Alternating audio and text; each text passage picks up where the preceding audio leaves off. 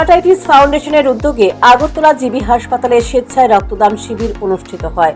এই উপলক্ষে শনিবার জিবিপি হাসপাতালে এক অনুষ্ঠানের আয়োজন করা হয়েছে।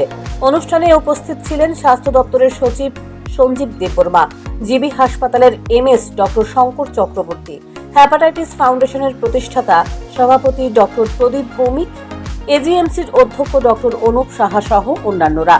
এই কর্মসূচি সম্পর্কে জিবি হাসপাতালের এমএস শঙ্কর চক্রবর্তী বলেন, বর্তমানে জিবি হাসপাতালে রক্তের কিছুটা ঘাটতি রয়েছে। যে কোনো নির্বাচনের সময় রাজ্যের ব্লাড ব্যাংকগুলিতে রক্তের কিছুটা স্বল্পতা দেখা যায়।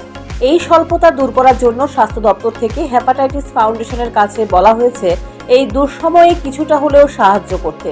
এই আহ্বানে সাড়া দিয়েই শনিবার এই সংস্থার উদ্যোগে স্বেচ্ছায় রক্তদানের কর্মসূচি গ্রহণ করা হয়েছে।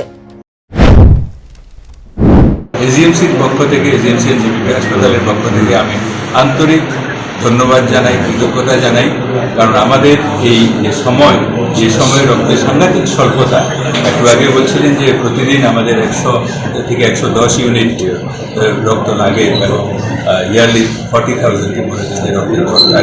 এমন একটা মুহূর্তে আপনারা এসছেন আমাদের এই কাজে আমাদেরকে সহায়তা করার জন্য, সেটা সত্যিই প্রশংসনীয়। হেপাটাইটিস ফাউন্ডেশনের যে সামাজিক কর্মগুলি, মানবিক কল্যাণকর যে কর্মগুলি আছে সেগুলি সম্পর্কে নতুন করে বলার কিছু নেই।